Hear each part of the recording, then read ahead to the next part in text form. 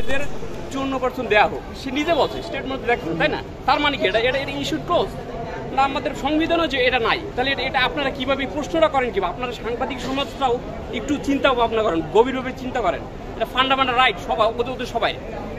54% মানে কি 40% মাত্র। এরপর তো আমাদের দেশে অবস্থা জানেন, দুর্নীতি সব জায়গায়, তাই না?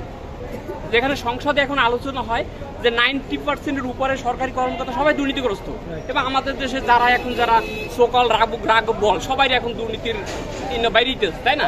সবাই হাজার কোটি টাকা মালিক, উপরস্থ যত লেভেল, এটা তো আমরা জানি। বাট এইগুলো আপনারা এখন প্রকাশ করেন প্লিজ। আপনারা দেশকে নিয়ে ভাবেন প্লিজ।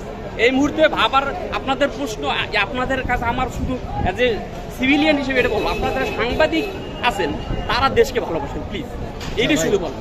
তাহলে সমস্ত সমাধান চলে যাবে। কারণ আপনারা সারা দেশের মানুষকে বুঝাইতেছেন, আপনারা হলো চোখ, তাই না? আপনারা যদি ওইটা যদি আপনারা এক্সপোজ না করেন তাহলে ওরা তো ফেইলার হবে। তো আপনাদের অনেক দায়িত্ব আছে, সেই দায়িত্বশীল থেকে আপনি প্রশ্ন করবেন এবং ওদের কাছে সেই রেসপন্সিবিলিটি নেবেন প্লিজ। এটা আপনাদের কাছে আমার